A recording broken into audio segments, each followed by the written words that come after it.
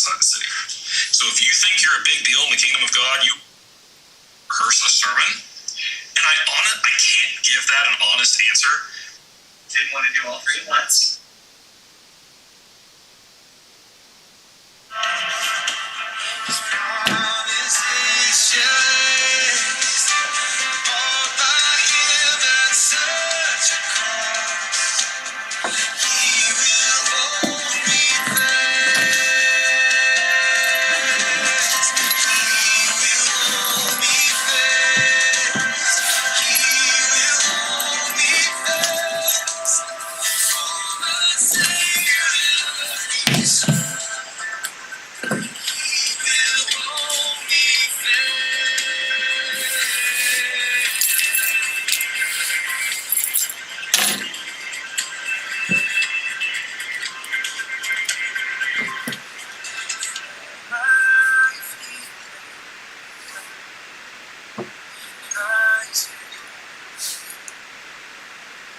Justice has been satisfied.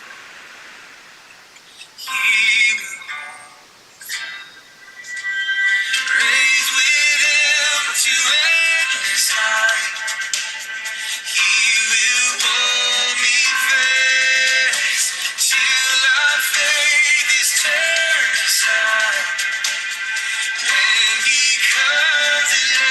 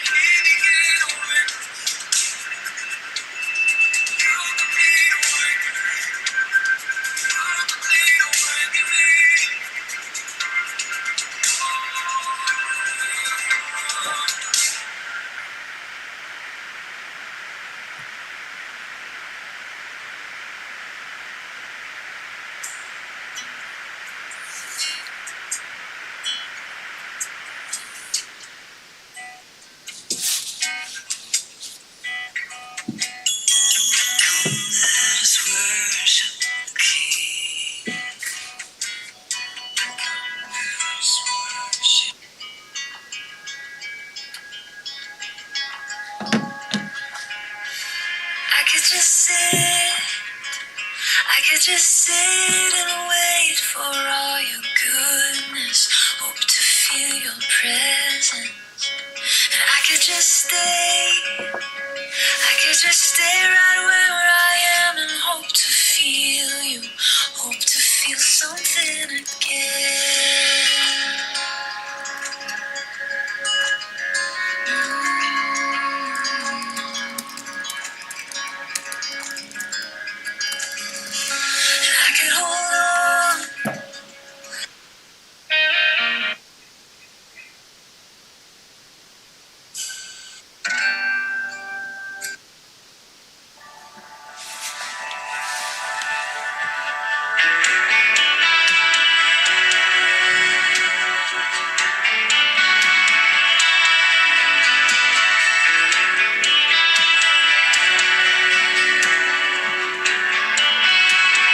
Morning.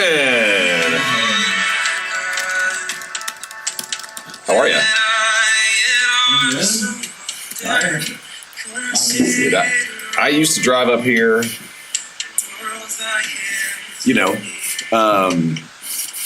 every 5 days a week. And now driving up here feels like such a chore. Yeah. Well, kind of similar. I started working in Fayetteville, and after, so when I lived in Texas, like, I knew that 30 minutes. And you're used to it. Yeah, and it was fine. And then after working from home for like 2 years, and then I started going to Fayetteville, I was like, What's funny is Fellowship, was a regional church for, 84 to 2016. What is that? 32 years? And now, and Northwest Arkansas was regional. Now, like, people don't. I think it's because all the towns have their own pockets of cool now. It used to be if you wanted a bar or something cool or a theater or a good restaurant, you had to go to Fayetteville. Because we would go to like Taco Bell for like birthdays when I was growing up in Bentonville. I was like, where do you want to go for your birthday? Taco Bell. Like the Chili's and Rogers. Like, oh my gosh. Now they've got cool restaurants in Fayetteville. yeah. So, what normally happens in this class? No spelling. Well, it's been harder this semester because we've only met 3 times. 3 times. January, right? And February. I missed one of those. So you've only met twice. Yeah. Okay. Last time, like, Nick put together like just some discussion questions, and that's kind of what we focused on. Because I think the first week of true discussion, it was a disaster. Yeah. A disaster. It wasn't that bad, but just like there's so much to talk about. Right. And I don't think they really got through like what he wanted to talk about. So then he came set like, here's 4 questions. We're gonna spend like 30 minutes on each question. 6:15 to 7:45 is the schedule. Are people normally on time?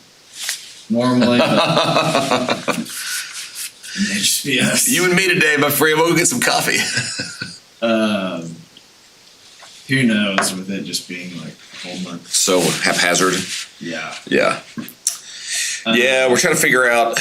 This has been a bit of a reactionary rhythm, I think, because we were running.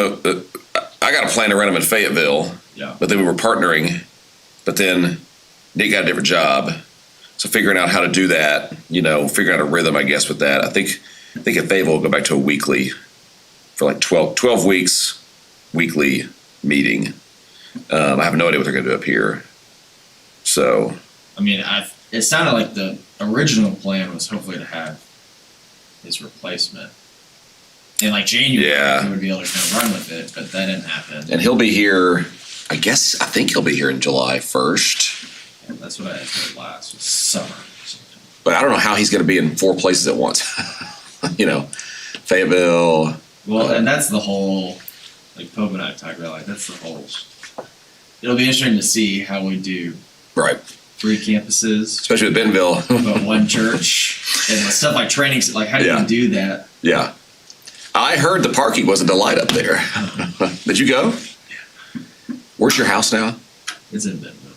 Where? Which part? It's South Bentonville. It's like Jay and Walton. Yeah, yeah. Is that Murphy's gas station? Yeah. I'm just like behind the gas station. Yeah, so I grew up like, okay. Here's Rainbow Curve. Yeah. Here's Jay and Walton. Yeah. Rainbow Road. Yeah. And then this is that Stony Brook that comes over to it's whatever it is they call this now. Right past there's a cemetery and a road that does this. And everybody uses that road to cut through to 112 back here. Yeah. I grew up right there. Huh. So I grew up right by where you're living. It's my old neck of the woods. And here's what's funny. So when I grew up there, Walton, that part of Walton was 3 lanes because there wasn't anything there. And there's a little crap hole restaurant that's in front of those hotels all at Rainbow Curve called Glasgow's. It's still there. We would eat there. I haven't been there yet. It's not good. We swear they're running drugs out of it. There's no way it should still be there. It's been there since I was a kid. And we would eat there. My mom liked it. It's terrible. Do not go there. But I hope nobody ever watches this that works there or owns it. But nobody's going to watch this anyway. So. Yeah, so I ended up buying my grandpa's house. Okay. So like where my dad runs his Casey Lock and Key business. Yeah. They lived there since like 1980. When did you leave to go to church on Sunday? And when did you get a parking spot? So I wasn't as bad because I lead a first grade group. Okay. At the first service? At the first service. So you got there early. So I was already planning on getting there at 8:30. Okay. Knowing traffic was going to be bad. It had started, a line had already started forming At that time? On Tiger Oh, gosh. and McCollum, because I took Jay all the way up to Tiger and went over. Line had already started forming, but thankfully I had gotten there. How far back was that line? It wasn't too far back. 5 or 6 cars? Yeah. So it took me like, I don't think I got there to like 8:35-ish. Yeah.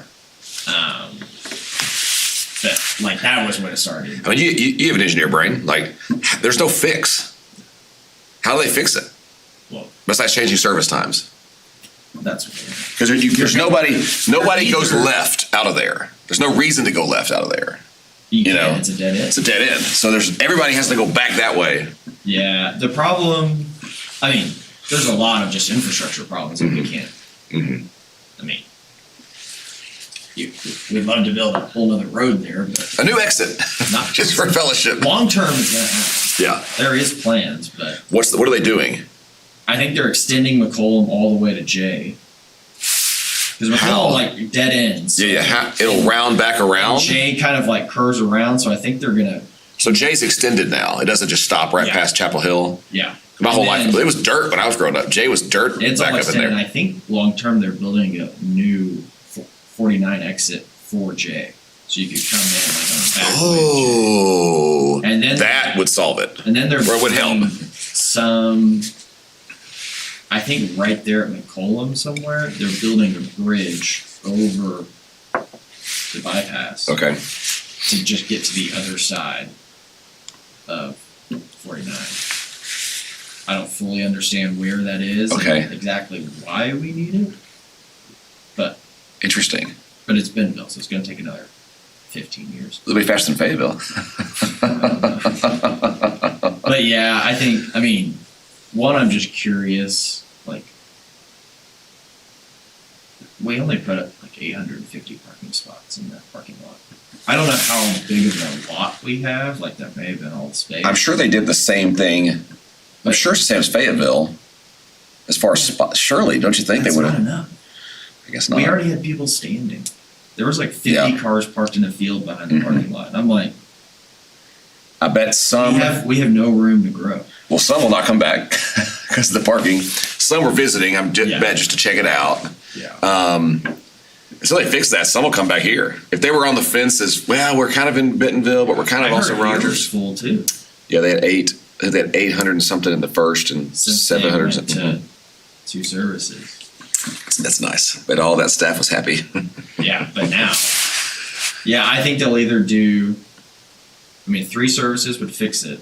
No one wants to do that. No. But I was even talking to Kristen Schatzman, and she had said like they potentially thought about doing like an evening service instead of doing like 8, 9, and 10:30 or whatever. Like that just causes a whole. It's all their best, yeah. 9. I'm sure that the first solution is just to do 9 and 11. Then the second, because that might help your turnover. But then you got to figure out if you're just full. Yeah. Now you got a problem. Yeah, I think the parking problem would be a 9 and at least like a 10:45. But then that's the easiest. I know it still causes some problems just for, I think childcare or like early childhood elementary is tougher because you're like having to watch kids for an extra like 20 minutes and all that. But before you go through services, it's easier. They gotta do something But yeah, my friend left his house at 9:30. to get to the second He left his service. house at 9:40 to get to the second service. He got a parking spot at 10:30. Oh my gosh. He sat in line for 30 minutes, and he just turned his truck off. We had friends that were that live on at the corner, whatever that neighborhood is, not Allen Croft or Chapel Hill, but the other one, at the corner of Jay and Tiger. Yeah. They left at 8:43, thinking, man, it just takes 2 minutes to get down there. And it took them 30 minutes to get in. And it was it's a 2-minute drive. They were at the corner of Tiger. Yeah. Well, they'll be walking next week. Yeah, you might as well walk. Well, that's what I was like. Anybody who remotely thought about walking or biking We'll walk. and didn't, next week. Definitely walk. So my friend, he was in line on Tiger. Wasn't moving. Got out of line, drove back to his house because he lives off of A Street, kind of back north.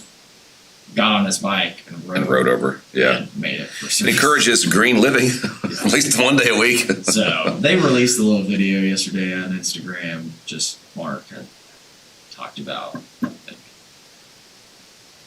We're working on it. We're working on. We're doing the best we can. You know, he was like, The other churches were not happy. I had people from them were posting about it because the tech guy in Fayetteville gets the post that go to Facebook. He gets notified. He was showing me something. I was like, oh gosh, man. These are the kind of problems Paul was having in Corinth. You know, just too big or just too many people are coming, and oh my gosh, what do I want to do here? I don't really want to talk to a camera with you just sitting there. That sucks. I don't think anybody else is coming. What we could do is we could give it a few more minutes, and then you just hang out and talk about whatever you want to talk about. And we could do that here or at a coffee shop. And I'll just tell everybody I will be happy to meet with them personally if they'd like to. But, you know, kind of got to be here. Yeah, I saw Nick at the service. But I was like, oh, I'll see you on Tuesday. And he's like, oh. He went to Bentonville? Yeah. So I wonder how many people like that. Yeah, he's part of the problem. Nick is always part of the problem. Always part of the problem. Yeah, I think there had to be there were for sure visitors. Yeah, like Robert. Robert was there. The whole elder board. Yeah, Like, Hank Matthews is a Fayetteville guy. He was there. yeah. But, you know. That's not. It was full. Okay. Bentonville's huge as far as the fellowship community. There's a lot of people. So come sit down here now since we're adjusting. Yeah, Schatzman had talked about he was just like, the only things we can control are like, hey, carpool if you can. If you're a family, don't take 3 cars to church. Right. Or go park. Which this would actually be a decent idea. Like go park at Orchards Park. And like meet up with your community group and then carpool to church because like Orchards Park's only 4 minutes away. Easter will be fun for them. Yeah. Well, at least Easter we're doing Orchard Park. Better pray for no rain. Yeah. That place was really filled up. And then he was like, which I felt bad. I told all my community group, and I was like, hey, like, I had no idea it was going to be that full. I just knew traffic was going to be an issue, so I was like, hey, show up to church early. Like, we know traffic's going to be bad. Try to beat it. Get there early, which a lot of them left early and sat in line for like 30 minutes. Yeah. I'm sorry. But he said if you don't, don't show up till 10:15 for the 10:30 service. Like, don't get here early because it doesn't help. We just need to get the parking lot clear. Yeah. I would say this if anybody is sitting on a computer right now, live streaming this, FaceTime in to that number. That way we know you exist. And I'll give everybody. I thought so. There's Laura Joe Akins. I thought somebody was live streaming. If you can hear me, just FaceTime me if you're live streaming it, and then we'll actually know you're here. We can have more of a interactive time. She's like, y'all are just sitting around talking. That's true. So you got my number, Laura, and you're probably the only one I would guess because you're an overachiever. So I'll give her a moment.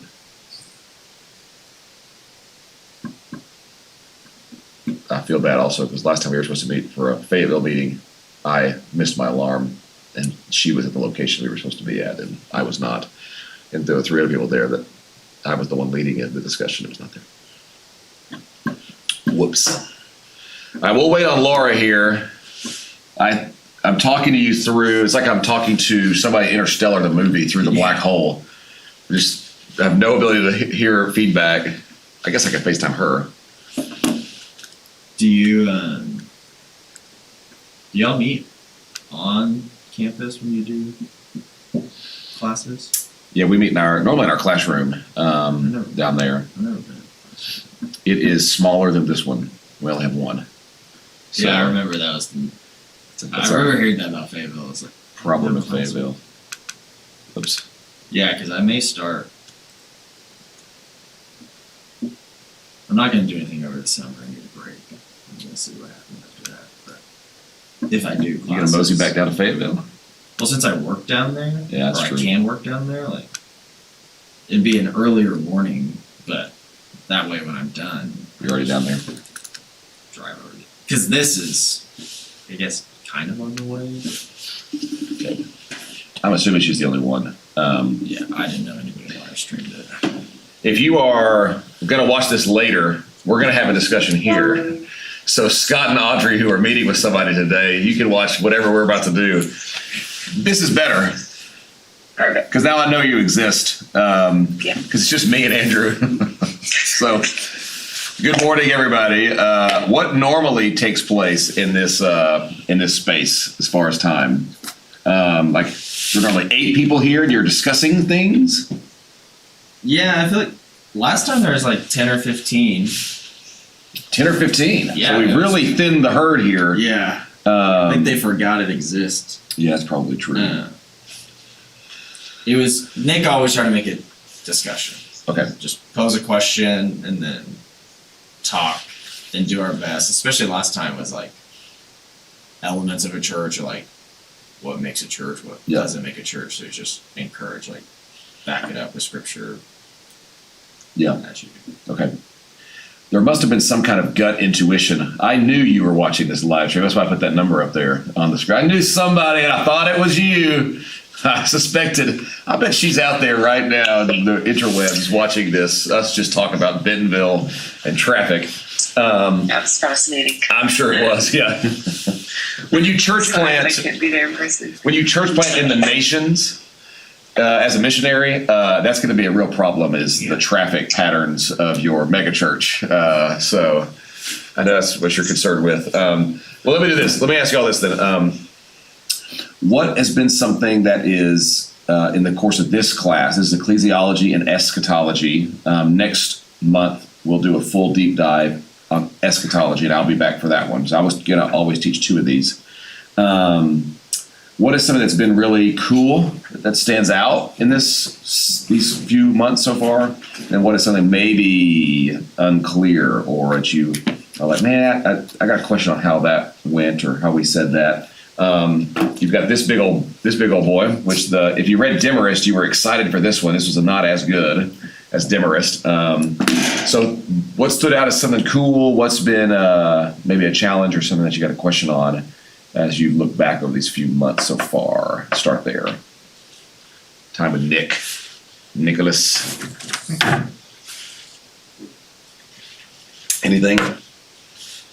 You've covered what is the church, discontinuity, continuity between Israel and the church, dispensational question versus reformed is really the heart of that question. You've covered, I'm sure you've covered structure of a church and all that stuff, which the meat left on the bone. Say that again. Elders and deacons, yeah. So what stood out as something interesting or new? I think just the there's a lot. I mean, I liked a lot of what Allison had around just the initial, like, what is the church? Why does the church exist? Mhm. Those type of questions. Mhm. Like, before you get into what a church does, because that's usually where we focus our attention on. Right. And so just kind of backing up and starting there, and then talking about types of church government was interesting. So like Nick made a point where it was almost, for the longest time we're congregational, And now he's like, we're almost kind of a weird hybrid Presbyterian model. With Fellowship with 3 campuses and 1 elder board. So it's almost kind of a hybrid between Congregational and Presbyterian, which I thought was interesting. Fellowship's almost between Presbyterian and Episcopal in a sense, because we've got these leading, we won't call them bishops, but they're up kind of above the level of even the local, we wouldn't say that, of course, but it sort of functions that way. Like the shepherding elders. So you got bishops up here governing local churches with leadership down here, and that's more the Episcopal hierarchical model. We're definitely not that, but it kind of has some of that flavor at least. What else stands out? Anything else? Anything for you? Everybody's brain's just trying to turn on at 6:30 in the morning. I mean, I read a whole extra book on discontinuity, continuity. So at some point, I want to talk to you. It's like you would do something like that. I suggested buying a commentary for Revelation, and she suggested that all the 3 people in this other class each buy a different commentary, that we could come and bring our different takes on it while we read it. I was like, that is a high bar right there. I like that. Well, let's start here then when we talk about the church. So I've got several friends in Fayetteville that were on staff or a part of another church in Fayetteville. And they have since issues have happened in that church. They're leaving that church, and they've been checking us out for the last about 6 weeks in Fayetteville. And I've been walking through this with several of them. We might actually lead a community group, me and my wife, of call them exiles from this other church, just kind of get their bearings. And what I tell people all the time, so we went to dinner, me and another one of the couples that was on staff with them a few weeks ago, and their heads are swimming with just what to do. And I always tell people, when thinking about, this will maybe launch us into where we're going to go today, when thinking about how to pick a church, or if you're going to move, college students, the college ministry ask all the time, I'm about to go back home, or I'm moving somewhere for a job, how do I pick a church? And it's an important issue. And what I always tell them is, I have no idea why my mind goes to like a wine shop, but it does. I guess Walmart would be the same thing. For some reason, wine, because you have quality there. If you think about it, you've got they put the best wine at like the top shelf, right at eye level, and they put the swill down at the bottom, the stuff that nobody will drink down at the bottom. And so, what I always tell them is top shelf issues, the best wine when it comes to church. And this is my personal opinion, but it's stuff I've seen over the years. What do you believe? What is their theology?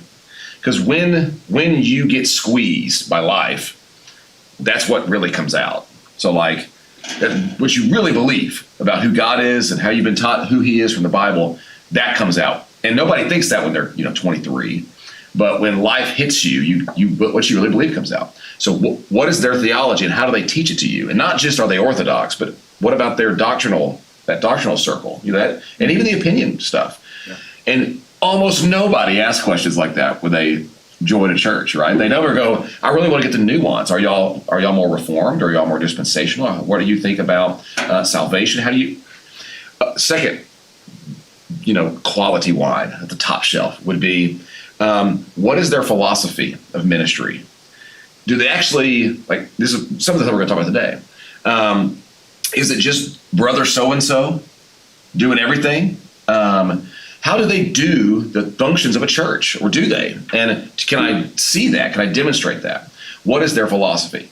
I personally would have a really hard time at a church whose philosophy was get everybody in the building. Now, there's Watermark in Dallas is a church that does a lot of the same stuff as Fellowship, but they have this exact opposite philosophy as far as get everybody in the building, whereas Fellowship is get everybody out of the building. We do community groups out there. We don't build gyms here, that kind of thing. What's their philosophy, and do I see it? And the third, and nobody ever thinks about this, is how is this church led, and can I trust them? Now, here's what the swill is at the bottom. But this is what everybody does. We take the bottom shelf things and put them at the top shelf, and the top shelf things and put them on the bottom shelf. I'll give you the classic example in our culture. Bottom shelf that we put at the top shelf is, what do you think? Worship. Worship, yeah. Worship style. Yeah, child. Now, what are you going to do with my family? That's a really important. That's probably middle shelf. It's really important. Like, how are you going to? How it's part of philosophy. Are my kids going to learn the Bible here? Are they going to? It's important. Worship. I had a guy tell me one time. This was at the old Arcegas Depot down there on Dixon Street. He said, "I don't like fellowship because I really like Chandler, the Village in Dallas. I really like Chandler." And because he preaches for 45 minutes, y'all only preach for 30 minutes, and you can't get anything in 30 minutes. And that was his issue. And I was like, dude, you're. So first of all, you don't live in Dallas, so Chandler can't be your pastor because you don't live in Dallas. And second of all, so move to Dallas if you want to go to the Village. But second of all, that is such a low shelf issue. Like that's a nothing issue. Could preach bad sermons for 45 minutes. Yeah, exactly. You can be a terrible preacher going for an hour. I've seen it done. So. What we want to do is not, and I see this all over the place in kind of the evangelical culture, is worship style, teaching style, style of like almost like the style of the dress, that's so dumb. But we elevate that. Now here's where it's important. Those top shelf issues. Think about Rise and Fall of Mars Hill. In this church that these friends of mine are coming from, philosophy wasn't. It was basically senior pastor. They didn't realize it until they started doing more with the church as they got older. They realized we don't have any freedom to go make disciples here. The leadership, they said they had elders. They said they were elder-led, but man, it really wasn't. And as they started to want to reach out, they were trying to reach Fayetteville. They were hitting all these ceilings with their leadership. And then their theology wasn't very clear. Like, they're more charismatic. I'm desperately trying not to give away who this church is. They were more charismatic. They were more than the feel. They a lot of their style was based on like the Elevation, Hillsong, that world. So a lot of we feel God. That's kind of the main thing we're doing here. We're not really thinking. We're not really learning. And so when squeezed, there wasn't any foundation in there, and they're just unmoored right now. I listened to that Mars Hill podcast, and I was like, "Yep." You didn't check the wine. You didn't get the best wine at the top. You went for the swill. And it never seems to matter at first, but it always matters. And we're not immune to that. Fellowship's not. It's not like we're immune to that. If you go plant somewhere across the world, those will be the top issues. You'll have other things like, how do I contextualize to this audience? But what do we really believe in? What's our philosophy? That's going to be part of that contextualization. It always matters. And I think that helps me orient. We're studying ecclesiology, and it can be so stuffy. Like, oh my gosh, some of these terms and theology and all this. I'm like, I just want to go do church. And when push comes to shove, I had the Hamilton guy, the king in my head. When push comes to shove, that's what we're really talking about. And so it really is important. And two of those three things really come down to ecclesiology, philosophy of ministry, and how is this thing structured and led. And just go listen into the subtlety of that Mars Hill podcast. You're like, oh my gosh, y'all maximized the wrong thing and minimized the right things. So I say that perfectly knowing that I work at a giant mega church in the South, and we have our own issues. We're not perfect either. But here's what I'd like to do. So thoughts on that, questions on that? That's the why, I guess, of some of this, because it really is important. Just this reaction, I guess. No, I mean, it makes sense. I mean, I think it's tough because, especially in your initial question of like a college student, and a lot of them don't know to ask those questions because they don't know themselves. Yeah. They haven't taken an ecclesiology class or something, so they don't know the right questions to ask, because you just naturally gravitate towards like, oh, what is the style, or like, am I going to make a bunch of friends at this church? Yeah. Do I like the preacher? Do I like the worship? Yeah. But I mean, I think it is definitely important, and I think it's tough because you can go to churches' websites and they basically all say the same thing. Yeah. And so it does really take like talking to someone and really diving in and asking.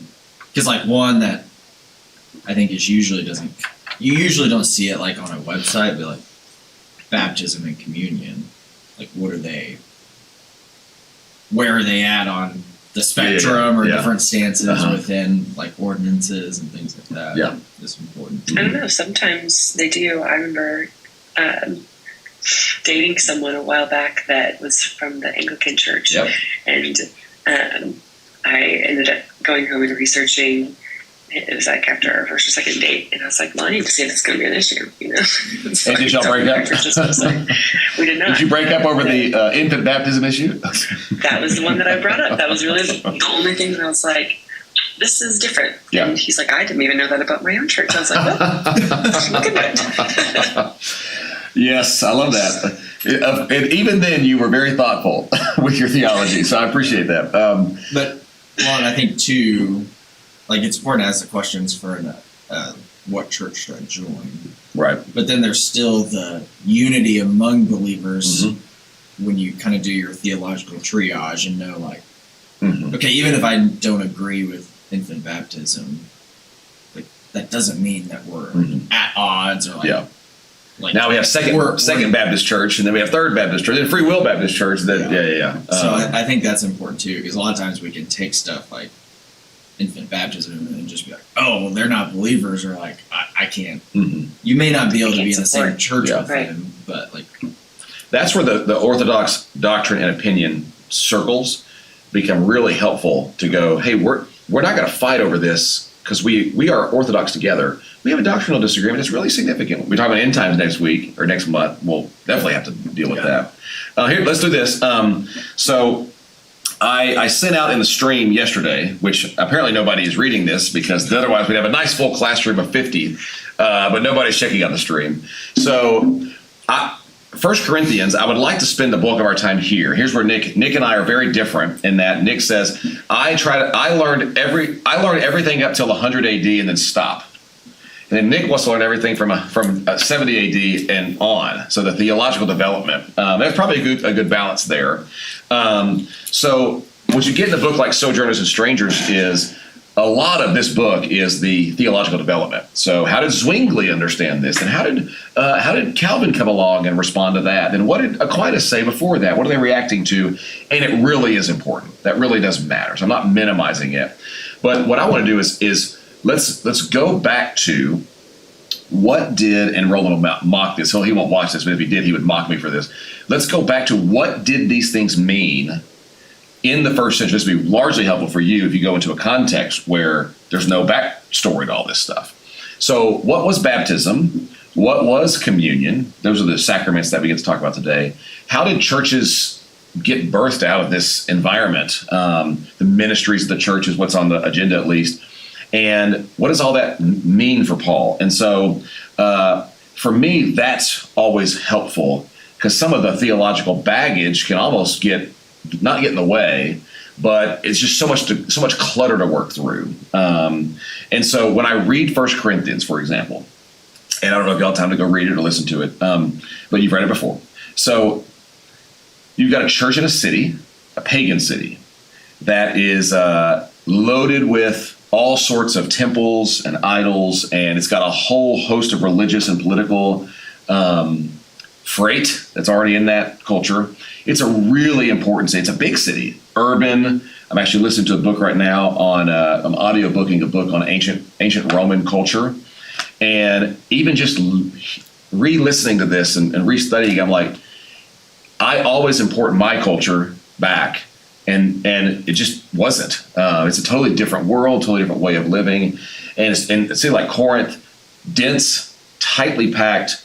You've got a port that goes through there. They actually would try to take the freight from one side. It's a little isthmus. Is that what we call that? It has a real narrow. If you go, you can Google the map. A real narrow channel that they would bring cargo over, and it basically cut a few days off of your travel. So because of that, you got all these people coming in and out. On the hill, it's worth Googling later, on the hill in Corinth is, I guess there's a picture of this in that little sheet I sent. On the hill in Corinth is a temple to Aphrodite, the goddess of sex and fertility. And friends of mine went there recently, they did a tour, and I've read this in books, but they said it on the tour. They had upwards of about 1,000 prostitutes serving in this temple. And so this is Corinth. Welcome to ancient Corinth, Vegas, right? And for some reason, this is where Paul spends 18 months. And this church will actually break his heart over and over and over again. This is his most problematic church. And because it's a problematic church, we get really good insight. We get great stuff because Paul's got to address some issues with this church. And you can see those issues come all through the letter. They have problems with humility. They have problems with style. They're overemphasizing style as opposed to integrity. Y'all love Apollos now. What the heck? I mean, I trained Apollos. What are you doing here? They have issues with sexual immorality. They have a huge issue of we might call it an overemphasis on end times in the now. So don't even get married because sex is bad. They have an over-Platonized view of how this is working and what Jesus' cross and resurrection means. They've missed some of the meaning of that. Paul's got to clear that up. They've got an issue with sacrifices to idols. Do you got to eat that meat or not? What if I've got a Jew here? They've got a problem with the rich having a giant feast and then inviting the poor in at the end and say, let's take communion together. And Paul's going to address that. They got problems with spiritual gifts. They got problems with women and roles. And we're not exactly sure what the problem is, but you get conflicting. Women should pray and prophesy, but they should do so without with their head covered. But then they're supposed to remain silent in 14. They got problems understanding the resurrection. And he's got to address all this stuff. And here's why I like going to a place like 1 Corinthians. I'm sitting in a classroom of, 40 chairs on a live stream at a church with a training center with a giant parking lot. I passed 3 entrances to this church before I chose the one I wanted to go into, right? And some of the issues that a church like Fellowship has to address are such 21st century modern megachurch issues. And when we talk about the church in Corinth, I need to think. One of the books I'm reading right now is on ancient Roman houses. And if you've ever been to Pompeii, it's so cool. It's actually you would love it. How did a house work? Because I picture a house with a nice open floor plan, and I want the kitchen here. They largely had you go right up to the street, and you walk in. There's going to be an atrium somewhere in there with all the bedrooms off. They don't have air conditioning. So that's how you get airflow down in there. Those atriums are maybe about the size of this classroom. We've all been in this classroom before. So a wealthy person have an atrium about this size, bedroom, slaves here. And this, with open air, people sitting in a circle, this is a church. Paul's got to address that stuff here. So when he says, I know one of you guys, even the pagans don't do this. One of y'all is having something going on with his stepmom or his mother-in-law, or they know exactly, Steve, he's talking about you. And some of you guys are forbidden marriage. That's you guys over here. Hey, why are you all elevating Apollos? Apollos sitting there going, man. So we gotta way narrow down our vision of all of this to 18 people in a room, slaves. And some of the slaves are there because their masters don't go anywhere without them. Come on in here, and it's just way more near. That helps get my brain around what are we doing here when we talk about the church. So with that in mind, let's talk about, in that context, back in that world, what is baptism and communion? You read Alice, and I'll ask the question then. What do you want to talk about? Anything with baptism or communion, or you feel good about it? We don't have to bemoan any of these things if you feel pretty clear on them. So, outstanding questions on the sacraments, as we call them.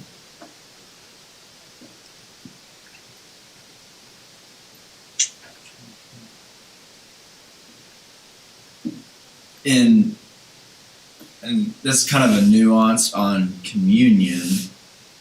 You have transubstantiation, consubstantiation. Yep. Catholics and Luther. Yep. And then you've kind of got the other two that are similar in the sense, I think it's more Calvin is there is a spiritual presence, more maybe an extra spiritual presence, and then just a pure memorial. Yeah. Okay. So, and usually fellowship would be the memorial view. Fellowship would take, if you're talking about a spectrum. Yeah. the farthest, not the farthest, I guess you could be just totally not even thinking about communion, but fellowship takes the memorial position, and they have the reasons. We have our reasons why. I think that what is I don't remember if he does this in this book. He does. Where does communion? What is it coming out of? So if you're a Jew, what is communion's flavor? I mean, what are they doing that night after all? Passover. It's Passover, right? So when you think about communion, you have to load in your mind all of the freight of the Jewish Passover. All of it. Load all of that freight up. And because we aren't good Old Testament readers, modern, churchgoers in the South especially, we just totally miss that. And we read a book like this, it's got all this post 70 AD theological development, and it has a blurb on pre 70 AD. Jesus is sitting there on a night where they've done this ritual for 1,000 years, and it has a significance to that people that to mess with that significance is significant. To do anything besides say this is Yahweh's great rescue for his people, to bring a people, to call a people to himself, to participate in what he's doing in the world. And then Jesus starts saying, all that is me. Like there's a reason he gets crucified. There's a reason the Jews hate him, because he keeps doing it. We're reading John right now, and John, I don't know if y'all have noticed this. I hope they're developing this up in the other campuses. Jesus is taking all of the symbolism of Israel and is saying, all that's been pointing to me. Your Feast of Tabernacles, your Passover. There's a reason every chapter is like, so we're going to throw him off of a cliff now, right? That we can't have this guy. And so load the freight up of Passover and all that it meant for a Jew to participate in the community of God's people, and then import that. So is Passover merely a memorial? Yeah. But is it embodying something about Yahweh's presence, and an acknowledgement that we're part of God's people, and there's certainly a lot going on to a Jewish person. And now, did they take Passover and think that Yahweh's presence was in the lamb, more of a probably not, transubstantiation view? And that's the question I'm most concerned with, is what is a Jewish man? So, Thomas is sitting there, and Jesus does this very familiar thing, and then says, this has always been about my body, and this covenant is my blood. This is all pointing to me. This is the great redemption moment. In the same pattern as that one, what is Thomas thinking? What is Jesus thinking? That's what I'm more interested in. So call that memorial. I like the term participation.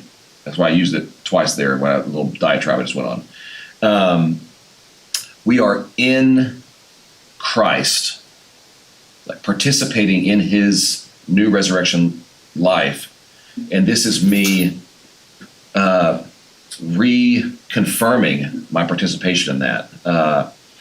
I think we should take it every week. It's my personal we do in college until we got those nasty little prepackaged ones for COVID, and then I refused to eat those. So then we didn't take communion for like 18 months, which then I thought about my own theology there. Like, wait a sec, we're not taking communion just because I don't like the taste of that wafer, but I feel like I'm going to get sick eating those things because they're not real bread. Like I don't know what that is, but it's not bread. So went to load that freight up. What is the same freight for baptism? Circumcision. Okay, so circumcision, yes, and everybody goes there. What do you think John the Baptist is doing out there when he starts baptizing? What is John the Baptist doing? Yeah, because his is different apparently, and they confront that in Acts of people had been baptized by John, but not by the Holy Spirit. Totally, yeah. So there's something different going on there. It's almost like preparing them. Okay. To a sense. What? So or identifying with a movement or something. Okay. So Jesus. Okay. Yeah. So John could go out there and prepare them a bunch of different ways, right? He could go out there and say, "We're all going to get a tattoo. We're going to walk around with it." He could go out there and say, "We're going to recite the Shema, and then we're going to bind a little ribbon around our hand. That's what a good priest would do. There's a lot of things John can do. Now, when we look at how baptism functions, especially out there in the desert, okay? So there's another group of Jewish people living out there. We call them the Qumran community. It's where the Dead Sea Scrolls were found. And among the Dead Sea Scrolls, and in that community, we see these bath washing stations all over the place. And for them, there's a huge debate as did John the Baptist come out of this group? Was this his influence? He's definitely distinct from them. There's a huge debate. So the way that Jews are working this symbol of baptism is they are, especially out there at the Qumran community, this is for them serving as a covenant renewal and cleansing ceremony. They did it all the time at Qumran. So you would get to get cleansed for a lot of things. You would go get cleansed at the temple. You would get ceremonially cleansed. You would cleanse utensils for different things. You would cleanse the altar. There was a lot of things that you would baptize to cleanse it so that it could be set apart for a purpose. And at Qumran, they're doing this saying, we are the true temple. You don't go down there to get cleansed because they're all corrupt down there.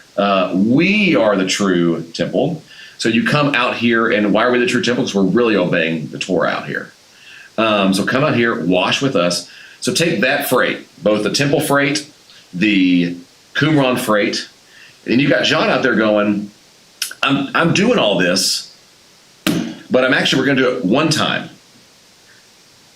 What is the other? Can you think of another piece of Old Testament freight where the people of God pass through waters to go become chosen people? The same thing as the Passover, right? It's the same story, passing through the water. So the freight of the Exodus is still in mind.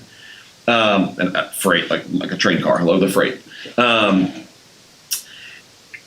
Just like that, marked out a people through the waters to be God's holy representatives. That same thing John seems to have in mind. He's calling a new Exodus. We're going back to the water. We're going to pass through. And that's probably what John has in mind. So Jesus goes out there identifying with the new Exodus movement. We always say, I think we sometimes flatten that story down to be, Jesus wants to show us that he's part of our humanity or something like that. He's identifying with the broken people coming out there. And that's probably partly true. But I think a Jew living in the first century, going out there to the river where John the Baptist is, I think they go, he has a lot he's intending for us to understand here. This is very symbolic. And Jesus could walk out there and go, all right, John, good boy, your task is complete. All right, you've prepared the people. I don't want to get too political here and identify with what you're doing, because this has got a lot of implication. Instead, Jesus goes out there and identifies with the renewal movement, notice it, contra the temple. So whatever Jesus is doing, whatever John is doing, that's the freight that it's loaded with. And then as Jesus' disciples start going out, they start calling people not to a continued ritual cleansing at the temple or out in Qumran in the baths, but a one-time cleansing that is for your soul, for your salvation, for all. Calling in a new Exodus movement. That's what we're doing. So if you baptize somebody and wherever you end up, that's what you're calling them into. And there's a lot loaded into that. So is that an outward symbol of an inward faith? I mean, sure. But notice when we do that, when we use it, and I say the same thing in the college service and in Fayetteville services, we have, and I feel like I've been saying this a lot lately, we have so truncated all of that to we've also individualized it to become an outward story of my inward faith. And an Anglican, for example, is going to understand this as, sure, faith, individual souls, all that's important. But an Anglican's going to emphasize that this is the marking out of a people, the entirety of that people, and therefore, to mark out a people, we mark them out. They did so through circumcision. They came through the waters. This is a marked out people. We mark out this people as a unit, as a people. It's more communal in that sense, and therefore we're going to baptize infants. That's the logic that they're working with. So you're going to read a doctrinal statement and go, That's different. But why are they getting there? You come from a more Baptist perspective, or, in its stream, like Fellowship, post the, our movements of, our great Reformation movements and our great, great calls of salvation, Billy Graham, all the way back to your Charles Wesley's and the Methodist movements. Those were highly emphasizing, calling people to individual salvation. Jonathan Edwards, sinners in the hands of an angry God. And you're going to get more of an emphasis then on the individual outward symbol of emblem of faith. Questions on all of that? Sacraments, we're talking about here. Follow-ups, issues or problems. I think most of where I spend the most time is just thinking through, I understand the theology, but thinking through, what's the best way to practically apply it in a church context. Mm-hmm. So it's like communion. How often do we take it? Mm-hmm. Or things that I've thought about, and I think Allison did a good job of, we are generally taking communion in a very, sorrowful, somber attitude. At least that's how I've always grown up. Mm-hmm. That's confess all of our repented sin, and then confess feel all your bad, sin, and make sure that you're in a good spot, and then take communion, and it's I think that aspect is definitely true, because you do remember, even if you go back to Passover, you do remember the sacrifice that happened, but there's also a joyful aspect, and there's a future looking aspect of we will be feasting together again in heaven. So here's where Corinthians is important, and go read it if you hadn't, and if you're watching this in the live stream later, go read it again. Paul's going to address this communion issue, and we go there frequently for our "you should feel bad," but here's the problem: it's a communal issue. The issue in Corinthians is not people are not confessing their sin before they take communion. The issue in Corinth is the wealthy. There's no unity. The wealthy are having a big party, probably drinking too much, and then coming together and inviting into the atrium of the house those poor refuse out there. We don't want to associate with them.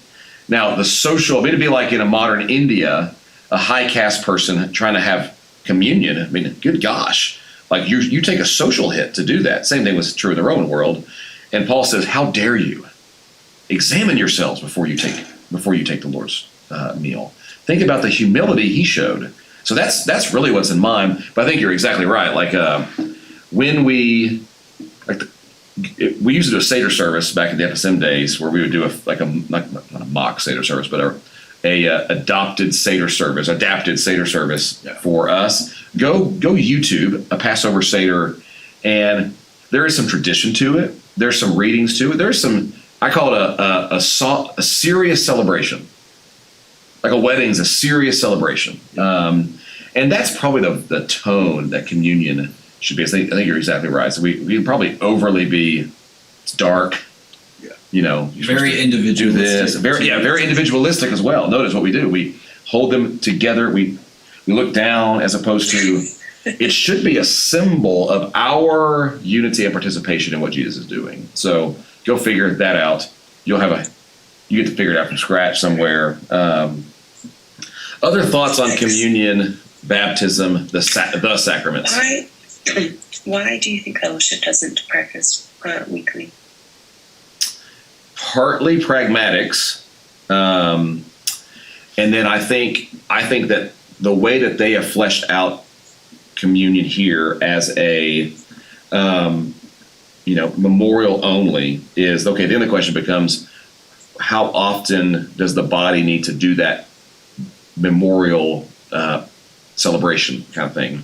And they are just not persuaded that it needs to be every week. And part of the reason is Passover was not every week. You did Passover once a year. And so is there a case to be made that this is something that can happen less frequently? Sure. I see that case. I would lean more towards, doing it every week. It's the one thing I can be certain about in our liturgy that I feel like I'm going back to Jesus on. But singing the newest Mav City song, I can't be as certain on that. So Yeah, that's. And then Go ahead. there are other congregations or churches that, like I grew up going to a Baptist school, and I'm pretty sure they only practice communion maybe like quarterly or something. Does that sound like consistent with? Sounds right. And if I remember correctly, I don't think they would even perform weddings for people that you definitely couldn't take communion at your wedding if you were getting married at their facility. But I feel like there was more to it too, of like if you came from a church background that practiced like weekly communion, that they wouldn't marry you or something.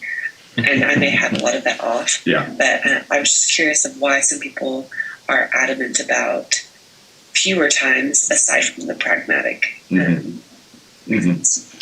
So the leadership of fellowship is not adamant, so that's different than what you're talking about. I think that for them it's more of there's not a clear teaching in Scripture that it has to be weekly. Passover was not, so therefore there's some wiggle room here. Let's make it important when we do it. People get crazy with communion and baptism, and people lose their minds over it. Like Michael Smith in Fayetteville grew up at a church where if you were not a member of that congregation, so you could be a Baptist, but if you weren't a part of the missionary Baptist community, you could not take communion. And we get accused. We had a couple that showed up 2 weeks ago at Fellowship, Fayetteville, and they signed a tab to get connected, and then ended up emailing us later that week and saying, we're going to keep looking. And then they sent some feedback. And the feedback was, y'all didn't have an altar call, and I want to know why you don't have altar calls. Why are you not, are we not trying to get people to believe in Jesus here? And the second one was, we had actually taken communion that day, and they did not feel, they said, you just passed it with not much explanation, and then you did not check who took it. And that's reprehensible. How could you do that? Like you, and I want to, we said, we bless you on your search, but I actually understand that. Yeah. I know of a church where they print, it says poor connection with hers, I'm assuming you hear me. They print in the bulletin what members are not allowed to take communion that day because they're under church discipline. Very reformed. Yeah. Now, to me, that seems to smack of the opposite of what communion is about. Even in our brokenness, we can still be rescued together. We're in this. Now, I get holding something. If this person is really under church discipline, you got to take that seriously. But it becomes a really important thing. I'm actually, as you're talking there a minute ago, Laura, I was like, most weddings that I do now, the couple wants to take communion, but then the couple alone takes communion. Yeah. It's like, totally. I've actually never thought, the congregation never takes the communion together. There's a little off in that. We should probably all take communion with that couple and sit and look with them and say, we bless you, we are with you. That's what communion, yeah, one of my pastor friends, he won't ever do communion at weddings. I need to think about that. Yeah, I never thought about that till you brought that up. His other argument is even if everybody in the audience takes communion, it's not a church. It's not a church. Yeah. Well, especially now, it's always a barn. Yeah. People only get married in barns now.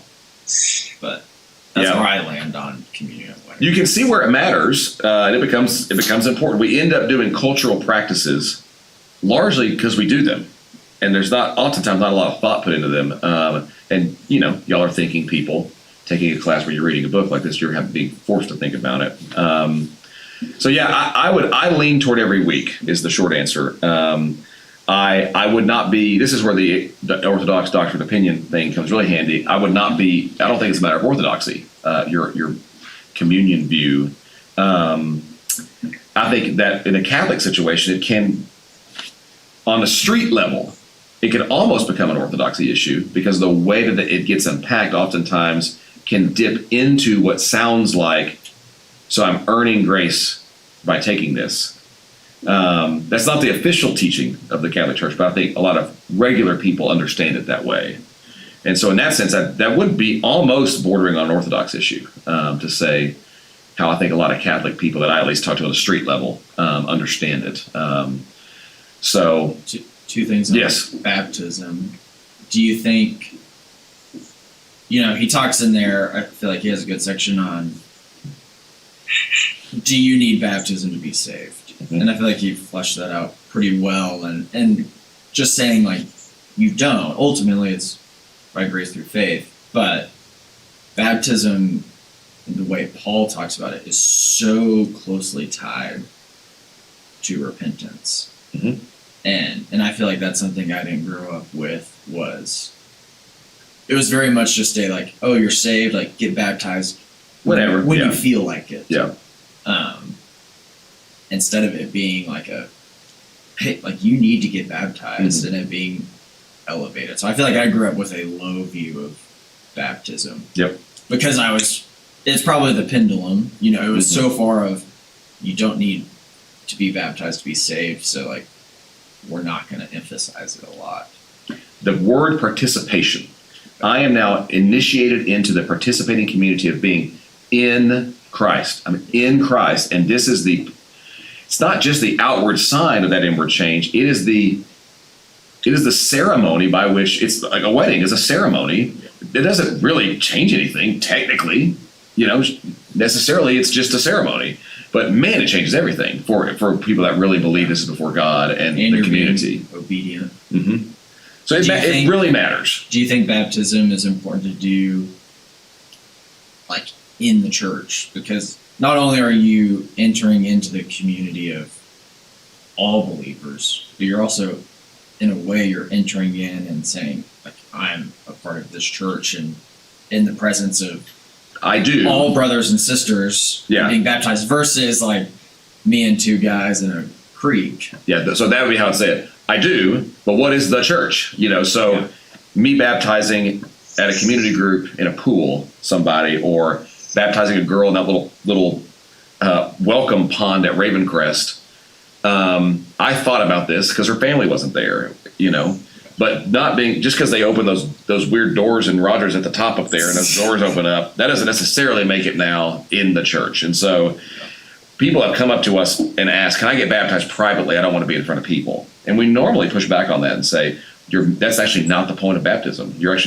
So somewhere between, I think you're right on the pendulum. I think somewhere between a memorial only or a symbol only, and then this is me participating I get why we baptize infants, because we're going, this is them, we're initiating them into the covenant community. So either we need to baptize infants, or we need to make a little stronger stance, I think, than just, as a symbol, do it whenever. He quotes for the D.K. in here, which is some date it's like in the 90s or 100 AD. So that's like right when Revelation's being written, and if 2 Peter is written later, then this is like maybe even before that.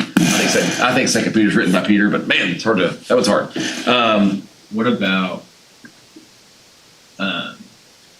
I feel like we've seen this a lot of. I get baptized at 8 or 9, and rebaptized later. Rebaptized later. Yeah, I think he made a couple points, but it's tough because it's like, do you just trust and say, hey, your initial baptism was your baptism, and we're going to trust that was you entering the community, even if it really didn't happen until you're 20. This is where you become a Lutheran all of a sudden. So you go, or an Anglican. So if you answer yes, it doesn't. You have been initiated into the community, and sure, now you have a deeper understanding of that, or maybe even now you've genuinely professed your faith in Jesus. Your initiation into the community, you're still marked as one of this community. That'd be answering it similarly to how an Anglican would have been infant baptism. My personal take on it would be, and y'all got to figure this out for yourselves, is we have rebaptized people. I was sprinkled as a baby and then baptized later. I would personally tell them, you don't need to get rebaptized. You've already been marked. Because I'm going to have a little, yes, I prefer believer's baptism to infant, but I want to maximize more than just the symbolic nature of it. And you can probably hear that in the way I'm even talking about it here. I want to try to get as much of that freight loaded into it as possible. And so an infant or a child that's coming through the Exodus is still marked. infant taking Passover is still marked, even though they may not understand fully trusting what Yahweh and who He's doing till later. They don't go remark them. And so you got to figure this out. You really got to figure this out in your context. So in the Didache, for example, he quotes a section of that about sprinkling versus, there's another section of it, though, that's really interesting. And think of how early this is. Like, Paul would have been gone for 40 years by this point, if it's written around 100. The canon is not even, it's closed, but they don't know there's a canon yet. And the early church is maybe 10,000 people total. So less than this church, spread out over the Roman world. So that 3,000 in Acts then goes back to their cities, and it's them with their wife and some servants and maybe their buddy that traveled to Jerusalem that time with. That's it. So in that context, the Didache gets written. And in the Didache, this early, so we got to put the Didache next to Acts. People get, they believe and they get baptized quickly, right? The Didache comes along, and in the Didache they say, hold on a second, let's slow down here. And they actually built a 3-year process for somebody to get, we would call it confirmation now, something like that. You would not be even allowed in the house church for the first year. You could gather with the people outside, but when we came in here for church, which is really the teaching of hearing of the apostles' word, prayer, and singing and prayer, and then really taking communion, you couldn't even come in. You were called a weeper. You had to stay outside and cry because you weren't allowed in. Second year, you could come in, but you could not participate in communion, and you weren't allowed to say anything. By the way, keep all this in the back of your mind when you hear women be silent, these kinds of things. It's not absolute silence. They're trying to figure out how to work order into this thing. It's inventing something, The church wasn't anything before this. And in the third year, you could come in and you could participate and ask questions, but you could not take the Eucharist, communion. At the end of your third year, you would, usually they do it on Easter, you would be baptized on Easter, and then you would they have a big celebration, and that would be your first communion. Easter would be your first communion. You're entering into the participation of the resurrection community. And then you would take Eucharist after that, whenever they would gather, and now you're a full-fledged part of the community. I've thought about, like, at a church like Fellowship, where there seems to be sometimes so little. Basically, here's our process. Somebody wants to get baptized, they bring it up, or their parents bring it up. Somebody like me goes and sits with them. We give a kind of check, tell me your story. And usually we'll kind of guide them, even if they don't really have even if they basically articulate a works-based story or they don't really understand, we kind of, well, what about that? All right, let's put it on a schedule. When can we baptize you? Maybe something more than that is important. So I read the Didache and I'm like, man, you're right during the time of the New Testament church, essentially being formed, and this is how you've had to work this out in your context, in your city. You need to read the Didache at some point in your, not now, but when you end up out there, you'll be like, I need a manual of somebody making stuff up like me. I'm gonna read it. Yeah. That's exactly right. Yeah, go read it today. Drop everything and read it today. So anyway, it's just people trying to work this out. Other thoughts, questions, comments on that before we talk about spiritual gifts, if you want to, or ministries of the church. Yeah, Oh no. I like the Didache method just because It's cool. whether it's 3 years or not, but I think it also helps alleviate the problem of cultural Christianity. Yeah. Like, people are gonna know and be equipped and be more true in their faith. I guess a more mature believer, you would think, after that whole process versus a 30-minute coffee conversation. Yeah, you would hope at least. You would hope. They could do a bad job of doing it. True. Laura, what were you going to say? Well, I have two things now. I think that it's always a balance between, like, we want people to be genuine in their faith, and sometimes that requires some time of testing, or that may be the right word, but like not just immediately able to enter in, but then it is also becomes a barrier of like holding people at arm's distance, where that's not what I feel like Jesus did, that he would welcome people in. So I don't really know what the balance is. I was just going to say that I was surprised when I was reading, I think it was an Allison, but it could have been Grudem, or it could have been both of them, I can't remember, of like being almost convinced of infant baptism. Like, wow, that really is a case for this year, and do I believe in this? Yeah. So when you hear people that know it and they talk about it, you're like, oh, you don't sound crazy. That makes sense. And this is where the way my brain works is, okay, great. I got a Baptist over here talking, I got Anglicans over here talking, I got Catholics over here talking. I've got all this history of people trying to figure this out. Let me try to get as close as I can to this historical meaning of this. What did Jesus mean? What did Peter mean when he baptized somebody? And this is where, and then the 2,000 years, it interests me. We're talking about it, Baptist versus these guys. But I think, let me get back there, and then people are going to then emphasize different parts of that, and then you end up with your theological system. And so that's what we're all doing. We're all doing, I always say, in theology, which one do I juggle the least amount of texts, scriptural passages? Assuming I'm understanding them correctly, of course.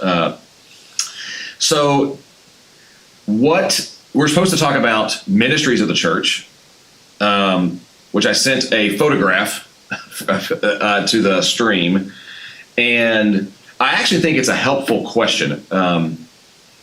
So pull that photograph out. I took it yesterday and sent it in there. Pull that little snapshot out. If you had to distill, let me ask you as a question, what are the core ministries or functions of a New Testament church? Which of these do you like? Robert gave you 4 on there. Scott Harrell's professor at DTS. Rick Warren. You got Rick Warren, the mega church guy out in, where's he at? California. You got Grudem on there. He got it down to 3. It's pretty good, Grudem. And then you've got our 6. And notice Robert put them all as E's. The alliteration there. Well done. So which of those do you think you'll have to really land on this? And one of your assignments for this class, I think, is something like writing out your understanding of a New Testament church or something like that. And almost none of you will do the assignment. You will. So when you won't. So when you going to have a paragraph in that assignment somewhere that'll say something about what are we even doing here? So what are we even doing here? Which of these do you like better, or what do you think is missing? How would you articulate the function, the ministries of a church?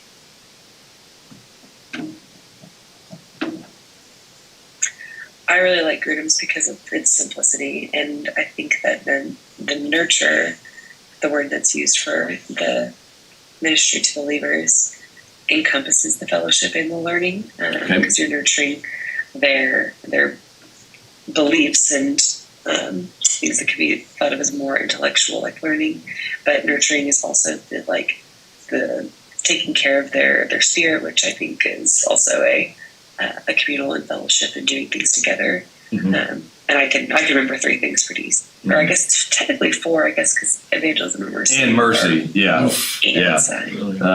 Yep.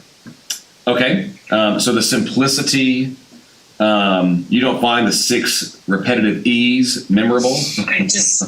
I could probably memorize them because I have memorized other things in my life, but it's I actually can never remember all 6. Every time I'm like, man, we got our 6 functions of the church. I'm always like, equipping and exalting. And the one I always forget is establishing.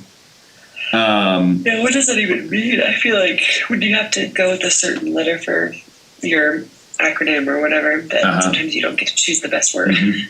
I think that is trying to capture helping somebody belong, so that going fellowship, from new believer to because equipping's word, and then he's got what does he mean by encouraging and empowering? I mean, encouraging, I guess, is more just think about fellowship, believers, fellowship, accountability, truth, relations, accountability, all that stuff, and then empowering, What do we Is that like do? Produce and release Yeah. spiritual leaders who know and express. So everything here comes to this. How can we empower leaders? So you can even as fellowship articulates things, you can see their flavors coming from our mission vision and all that stuff. I like Grudem's.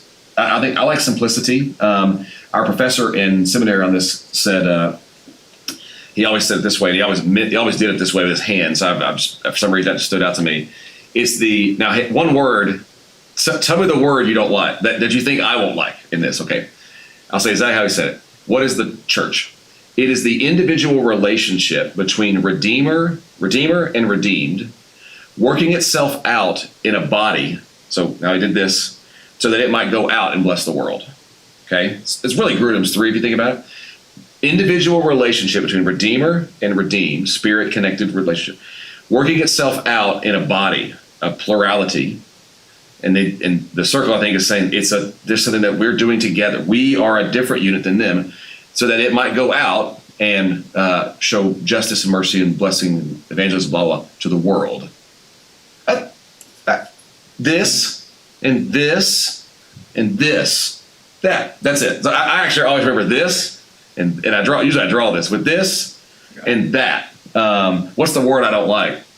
Individual. Yeah, I think it's the individual. So he's emphasizing that the church is made up of spirit-filled, genuine believers only.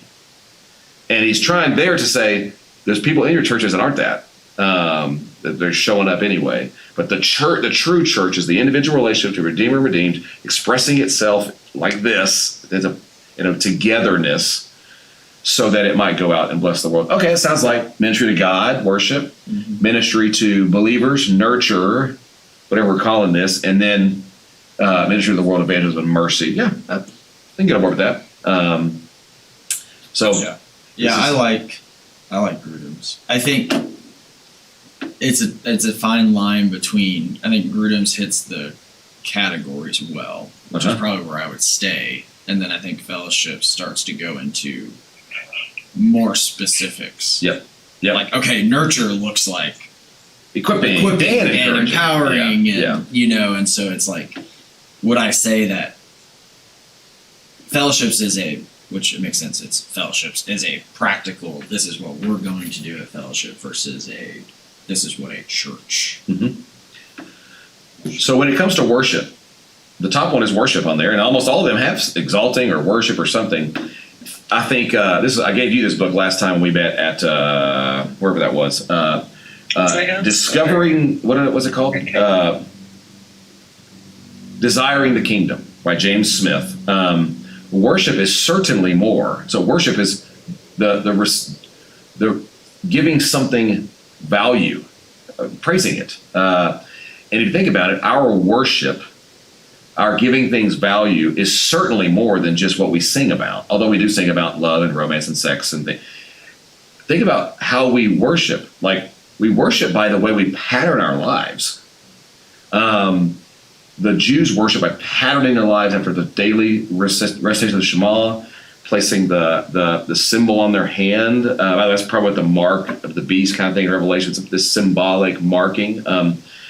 These rituals actually mark. They would pray before meals, pray before all sorts of rituals and liturgies in their life, because your life actually evidences your loves and thus your worship. And so we tend to limit. Like, I see worship and I'm like, it's like the 30 minutes of us singing at church on Sunday. Well, no.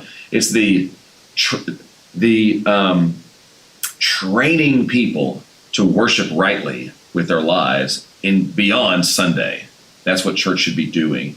And that's really a challenge. I think most churches have lost that. It's only become, do we sing the latest Hillsong song or do we sing hymns? And people have missed what worship is really all about. You have to figure that out in your context. You will have to figure out what that looks like. How do I get people to learn to worship Jesus?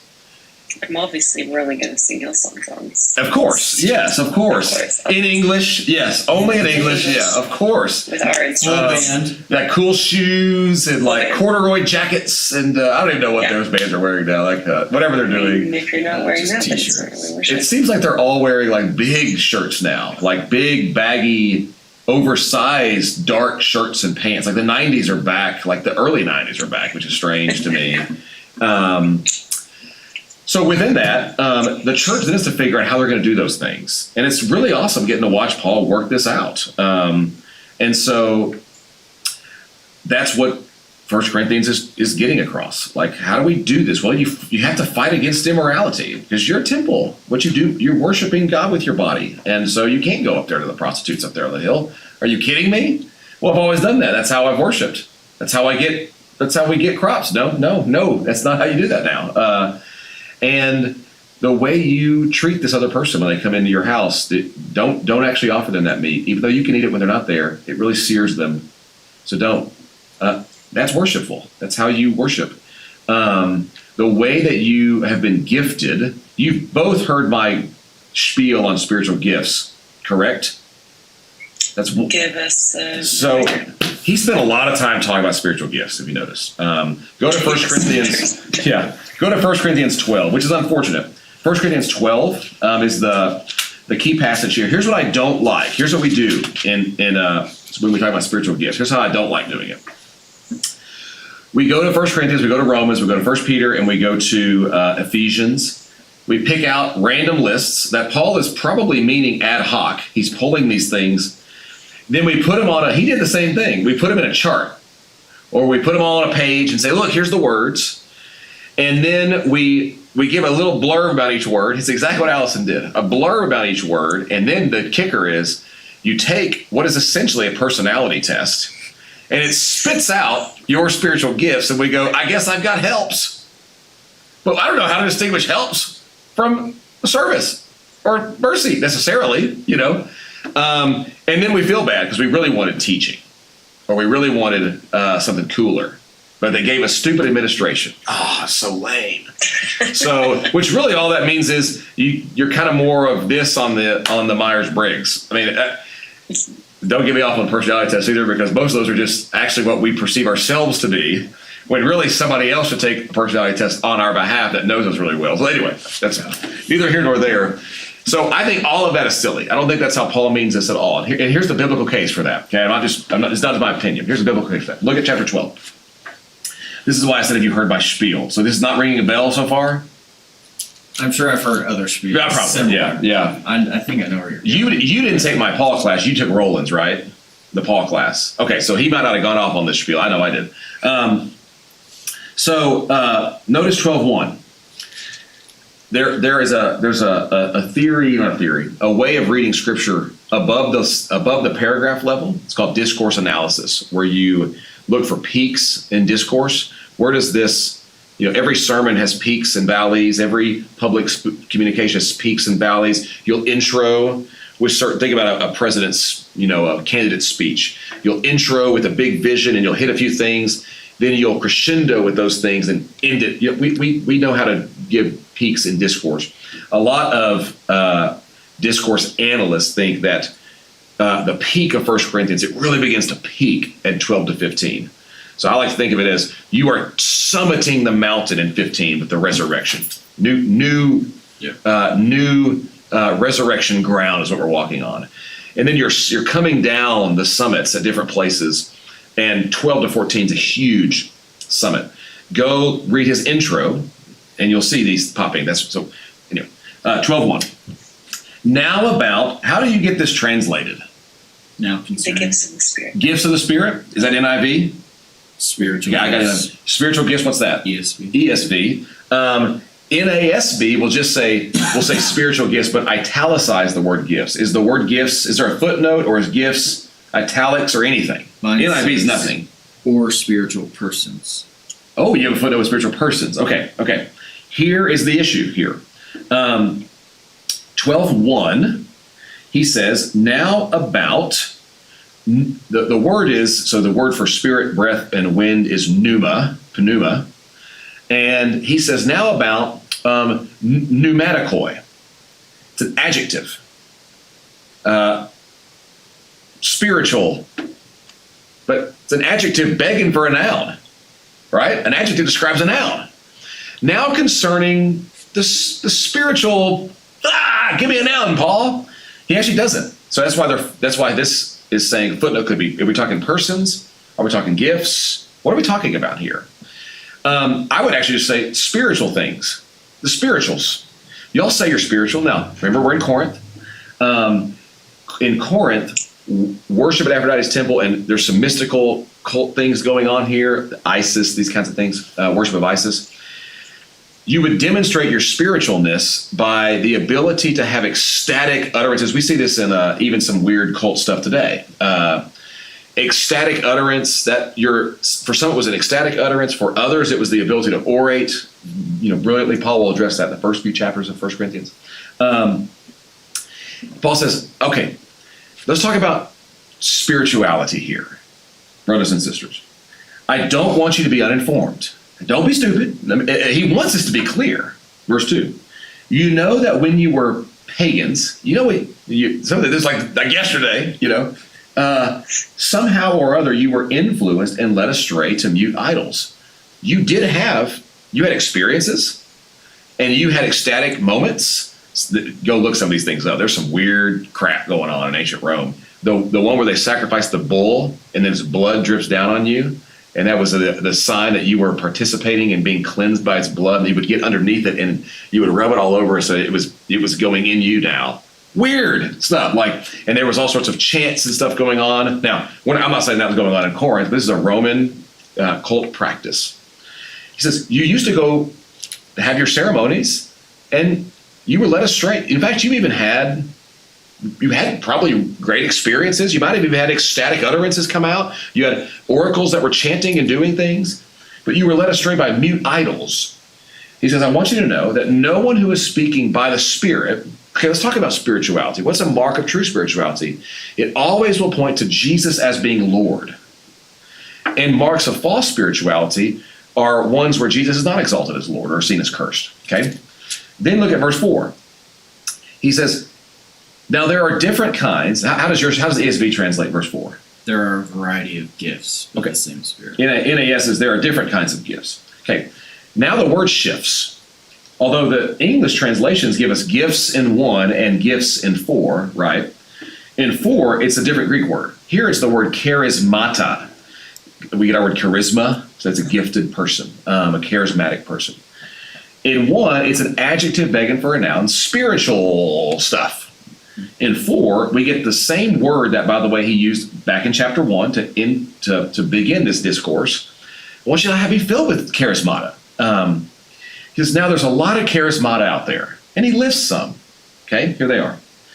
But his emphasis is going to be on the unity of these things. So what can we say about spiritual gifts from just 1 Corinthians 12? They always exalt Jesus. They're never self-terminating. I hear a lot of that, especially with our charismatic friends. I have a private prayer tongue, and it helps me know that God is with me. It makes me feel special, feels connected. And I actually would tell them, I don't know, you very well may have a private prayer tongue. That's one of those opinion categories where I could argue it both ways. Paul, in 1 Corinthians 12, seems to talk about something like that. However, when you come into the assembly, Paul seems to say, you need to set that aside if it's not being translated, because gifts are not about me. They're always about the body, this thing right here. He seems to grab some, not as an exhaustive list, but as a representative list.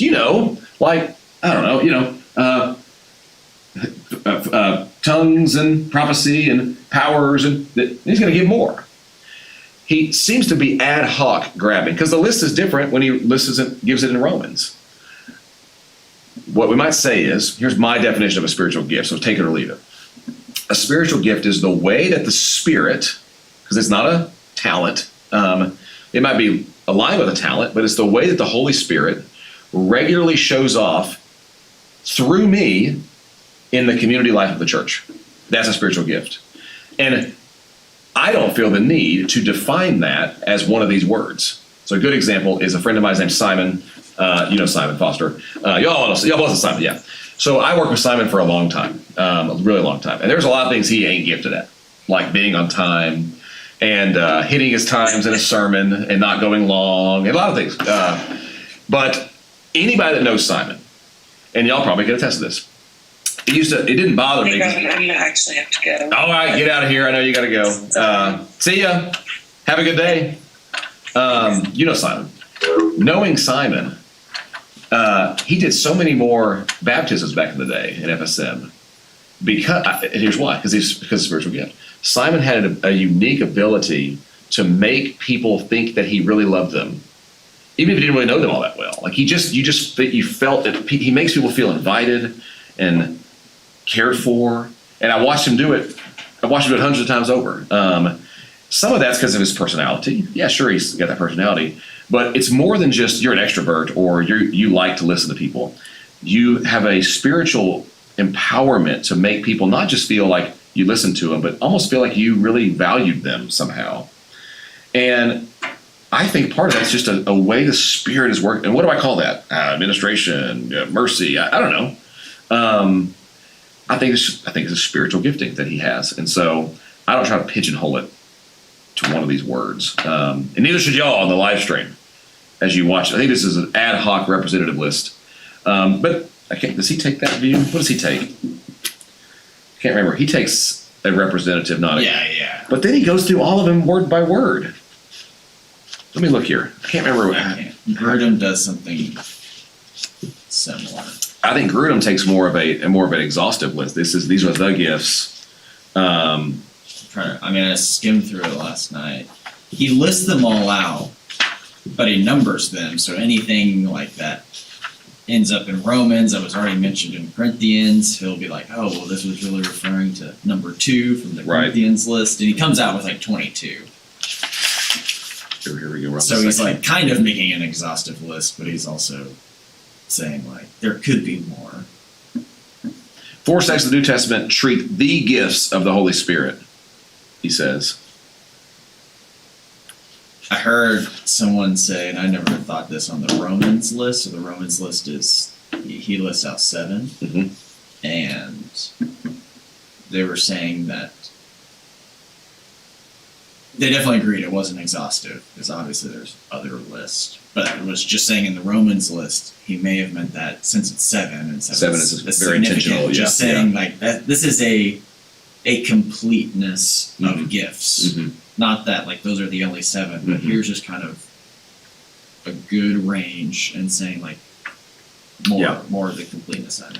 This is why I like doing like I look at Corinthians, because he hasn't, depending on when you date the authorships of these letters, when he writes 1 Corinthians, he hasn't even written Romans yet. That's going to come a couple of years later. So you can't go, see, look, he hasn't even written Romans yet. And so what does he have in mind here? Yeah. Then when he writes Romans, if he means for these to be the gifts, I would probably expect him to go, remember I said this earlier, here's the exact list. Yeah.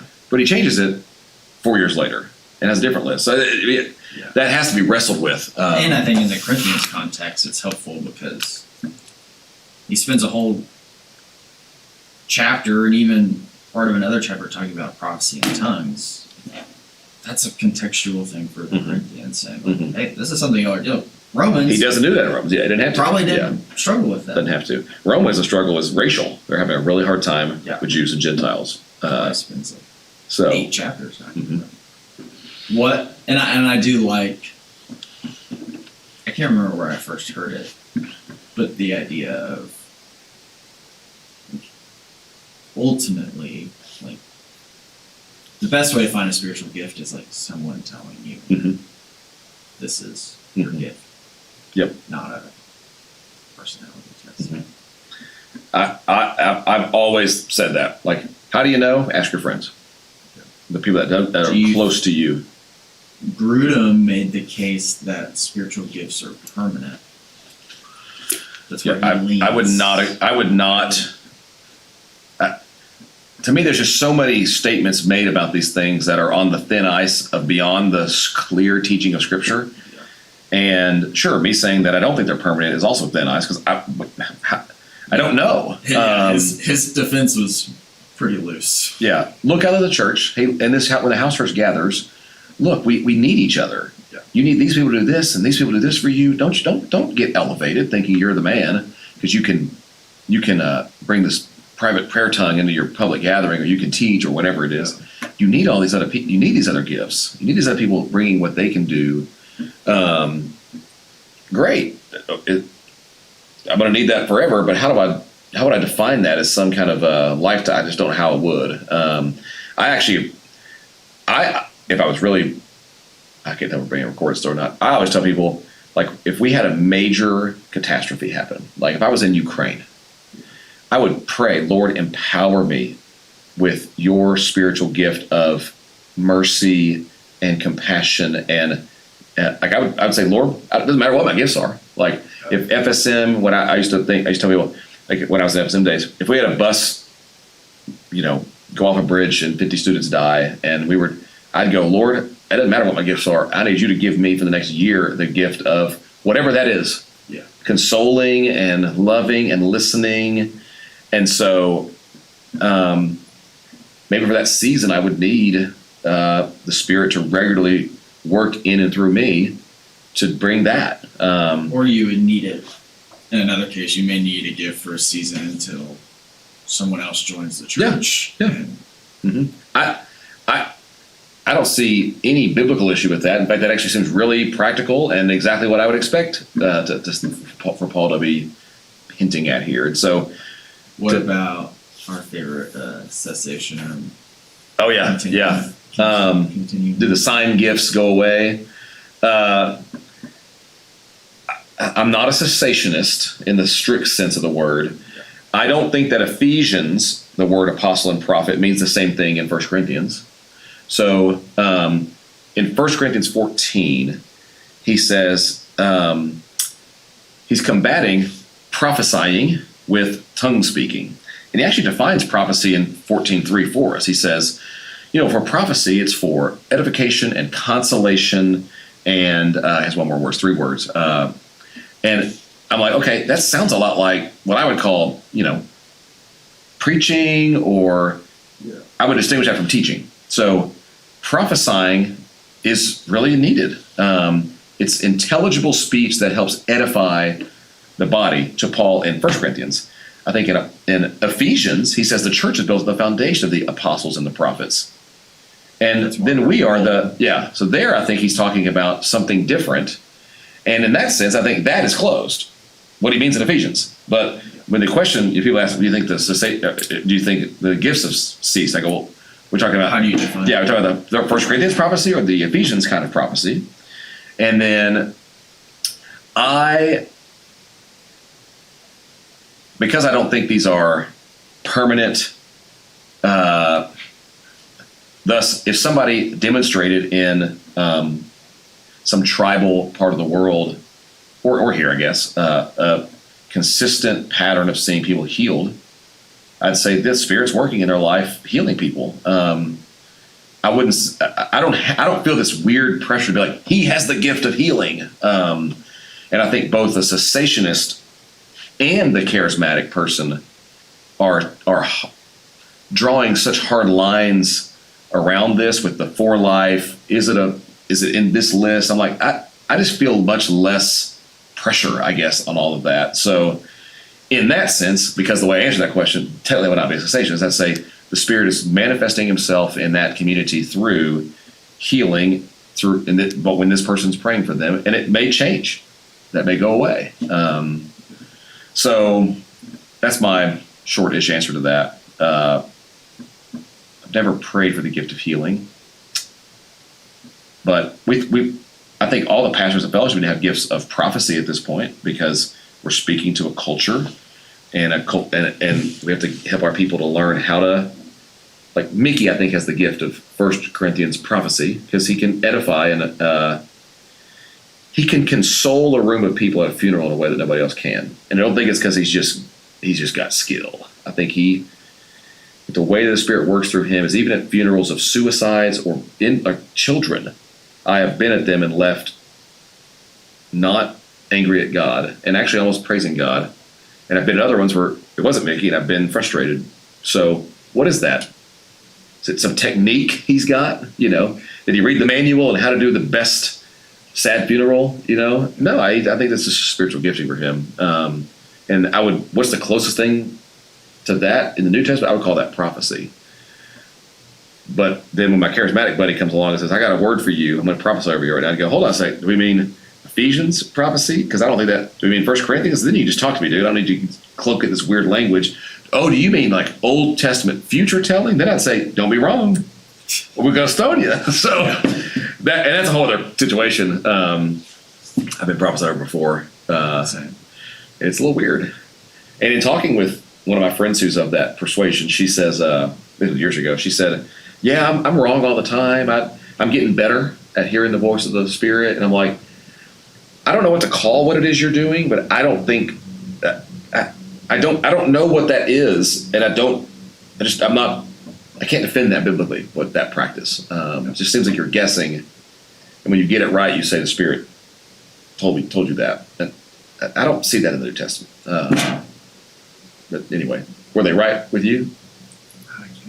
It wasn't important enough for you to even remember it. Because the church I went to in Corpus leaned more charismatic, and yet they like brought in like a guest. Mm-hmm. But the worship was cool. I had issues with it. Yeah, your personality, man, struggle with that. Yeah, there weren't a lot of great churches. Yeah, not a lot of options.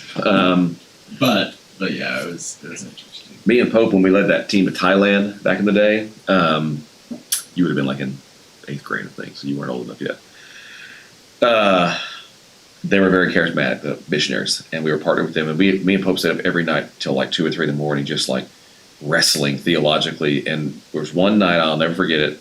We were having a prayer night in one of their houses for their ministry, and they do it every week. So we were joining their prayer night, and Pope was outside for some reason with a couple of our students. I was in there. So imagine like 10 or 12 missionaries and their families, and then we had a team of, I think we had like 30. And we're kind of in and out of this house. It's smaller than this room, all packed in there, hot. And I was playing some worship. We would do, and then we did a lot of prayer time. Well, the prayer time turned into a time where, and one of their dudes started it. The guy leading it is older. He was in his 30s probably, by saying that the Spirit's putting a word on me with one of our students.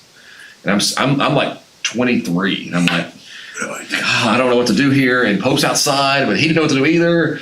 And they set him in the middle of the room, and it says, let's all lay hands on him. He started saying stuff. And I was like, Lord, I'm not a cessationist. I don't know what to do with this. Well, then it turned into basically, and I couldn't tell if it was more our students going, me next, me, or them going, you. But it got weird. It turned into basically, I got to work for you. You sit here. And probably 5 or 6 of our students ended up sitting in this chair in the middle, and he would just prophesy over them. And one of the students came up to us afterwards, like, he said some stuff about me that I had not really ever told anybody. Now, I'll come back to my skepticism in a minute. But one of the students was actually Matt Prude. It was Matt Prude. He sets him down. He goes, I'm just seeing, Lord, I see distraction in this man. Distraction in his life, distraction. And he went off on it. He got really specific, not just distraction, but video games. And not just video games, Madden. And he got real specific. And Prude he goes, I never played Madden in my life. I was like, so the guy that said he nailed me, he said, he goes, Lord, I just know this man is, this guy's struggling because there's something between him and his dad that he's like, so it's like, pick any man. Yeah. You got a list of like distraction, daddy issues, sexual sin. You got a 80% chance to get them.